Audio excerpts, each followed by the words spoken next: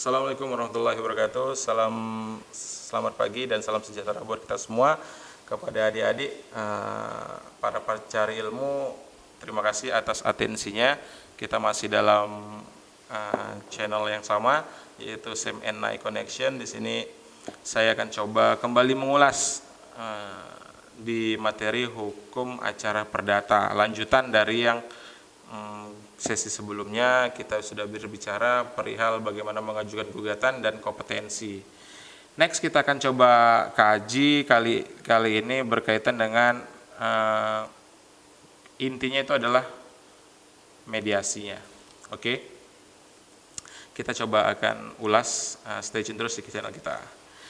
Oke, kepada para pencari ilmu, adik-adikku, sebelum kita berbicara perihal nanti ada anjuran mediasi, tadi ya mulai pemeriksaan persidangan pertama gitu ya, dengan anjuran mediasi, kita perlu memahami bahwa ada para pihak yang kemudian ini memang secara kompetensi itu memang berhak mewakili dalam berperkara di pengadilan negeri gitu ya, di pengadilan negeri khususnya berkaitan dengan sengketa perdata. Siapa aja dianya? Ini dia. Yang pertama, setiap orang perorangan itu boleh berperkara di depan pengadilan. Walaupun seseorang itu tidak harus sarjana hukum, gitu ya. Tidak harus sarjana hukum, tidak harus pokrol bambu lagi gitu ya. Kalau mungkin istilah pokrol itu kita temui di dalam istilah advokat zaman dahulu. Kemudian juga lebih mudah ya. Kemudian bagaimana batasannya lagi? Namun setiap orang itu ternyata dibatasi, tidak bisa semuanya itu bisa langsung gitu ya, mengajukan gugatan atau berperkara di pengadilan negeri, khususnya dalam ruang lingkup hukum perdata, sengketa perdata. Apa dikecualikannya? Dikecualikan yang pertama, pengecualian itu adalah orang sakit. Orang sakit bisa nggak berperkara di pengadilan? Bisa, harus dengan perwakilan, tidak bisa dengan dirinya sendiri. Kalau dirinya sendiri repot gitu ya, karena dia sakit. Bagaimana ia kemudian nanti mengajukan gugatan, membacakan gugatan,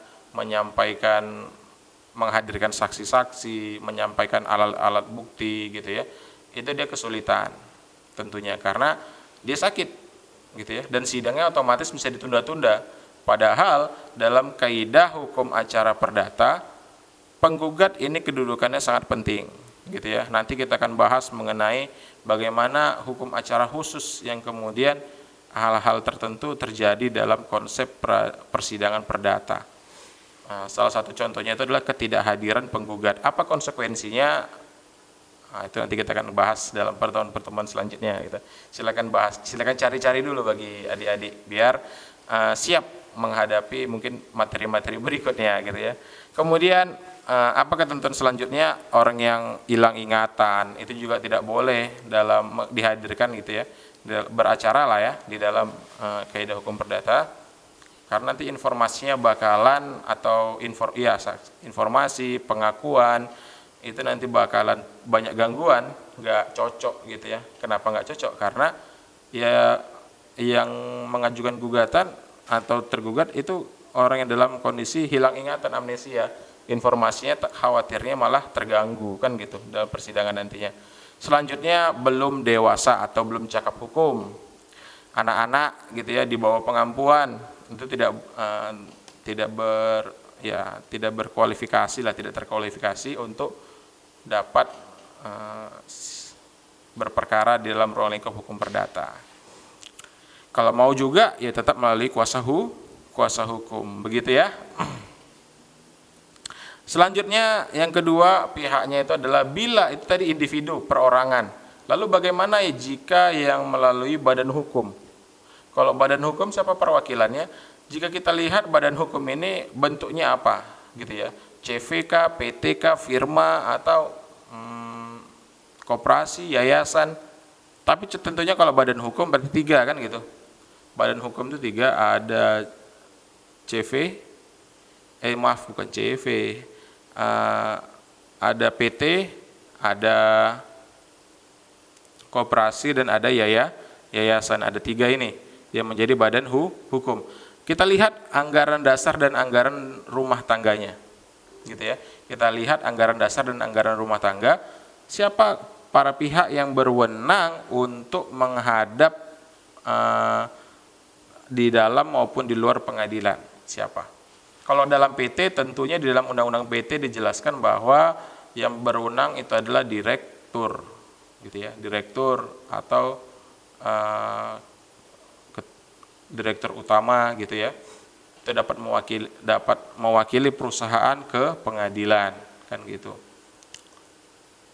Lalu jika pun nggak bisa direkturnya nanti memberikan kuasa, haruslah direktur yang memberikan kuasa agar kewenangannya full, gitu ya, sesuai dengan peraturan perundang-undangan dan anggaran dasar, tidak digugat kembali gara-gara kesalahan dalam para pihaknya.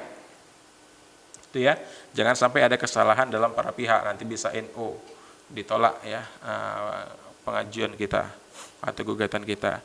Selanjutnya surat kuasa.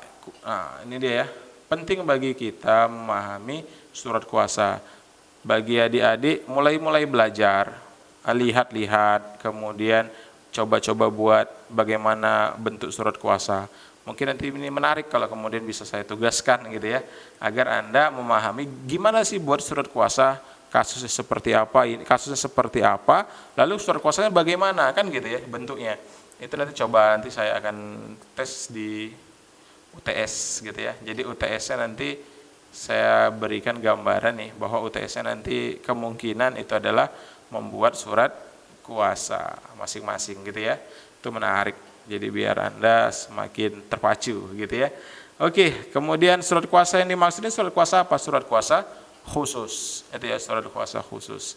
Bukan surat kuasa biasa. Nanti bisa berkaitan dengan kuasa insidentil. Itu cuma dapat dilakukan dalam beberapa kali aja, gitu ya. Terbatas, karena insidentil itu karena waktu yang terbatas. Oke. Selanjutnya kita ingin masuk ke dalam acara persidangannya sedikit ya. Tadi udah mulai acara persidangannya, mulai ini ya, masuk pemeriksaan mau persidangan oleh majelis.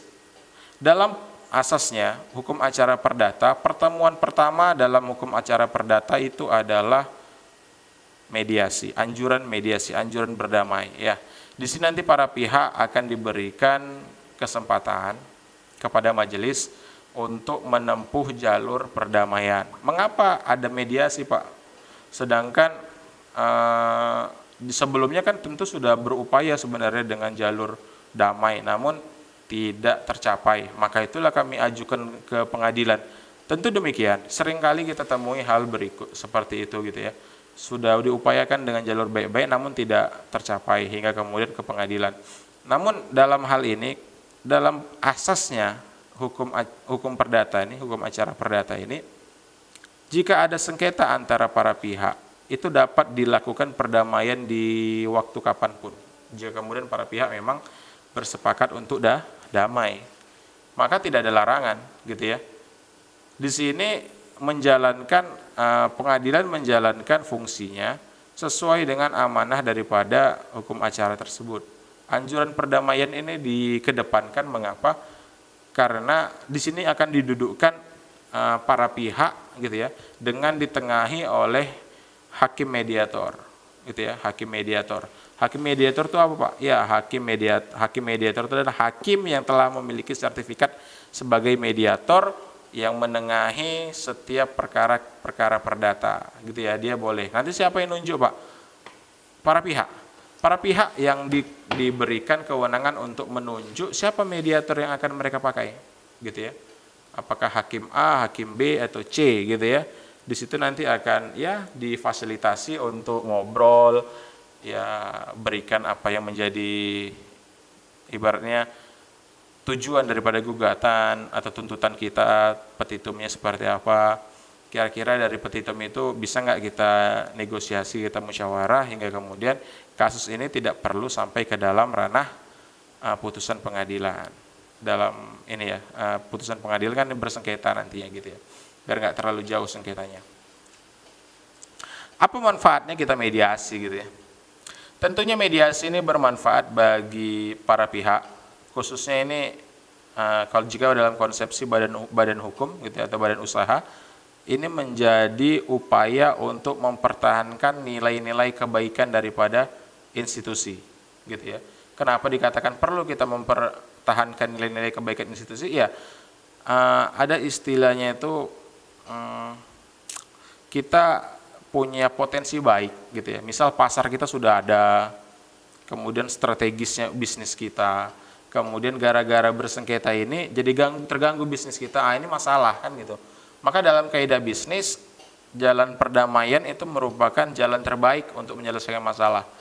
Tidak dengan bersengketa terlalu panjang, karena walaupun pada asasnya hukum acara perdata itu adalah berperadilan murah, berbiaya murah, acara sederhana gitu ya, dan ringan, tapi ternyata pada faktanya persidangan hukum acara perdata ini itu memakan waktu yang cukup panjang dan biayanya juga tidak sedikit gitu ya.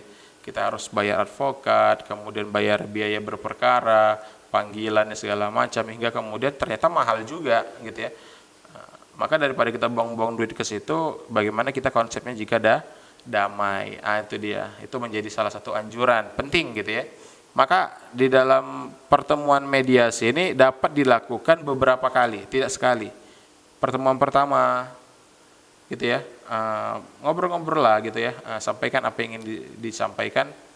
Kemudian setelah pertemuan itu kayaknya nggak cocok pertemuan pertama ini, nanti kita lanjutkan pertemuan selanjutnya dengan barang bukti lanjutnya, boleh silakan. Nanti diminta kepada hakim mediatornya untuk ada waktu tambahan untuk menyelesaikannya, boleh, nggak ada masalah gitu ya. Sampai 2 kali ataupun 3 kali pertemuan itu tidak ada masalah, karena memang tujuannya adalah perdamaian, menemui titik tengah gitu ya. Ya mungkin dengan hadirnya majelis hadirnya hakim mediator ini memberikan kita pemahaman bahwa ternyata bisa kok menyelesaikan masalah di pengadilan dengan cara mediasi. Walaupun kita kenal mediasi mungkin itu di luar pengadilan gitu ya, tapi ternyata pengadilan juga ada fasilitas untuk menengahi perkara-perkara yang ada di pengadilan. Oke, gitu ya.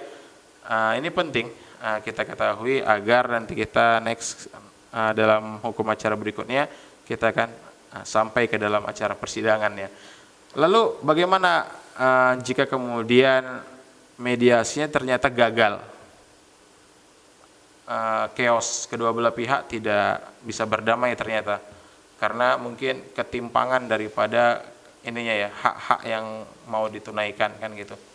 Maka jika kedua belah pihak tidak damai, maka ya udah, nanti dibuat berita acara mediasinya bahwa mediasi gagal, selanjutnya nanti ditentukan jadwal persidangan selanjutnya oleh hakim majelis. Demikian pertemuan kita kali ini untuk membahas perihal mediasinya di dalam kaidah hukum acara perdata. Semoga menginspirasi dan bermanfaat bagi kita semua, khususnya bagi adik-adik. Dalami lagi materi-materi tentang mediasi ya, penyelesaian sengketa di luar pengadilan. Kita akan lanjutkan next pertemuan selanjutnya itu dalam agenda-agenda persidangan selanjutnya, tahapan persidangan. Stay tune terus di channel kita, mudah-mudahan ini bermanfaat. Assalamualaikum warahmatullahi wabarakatuh.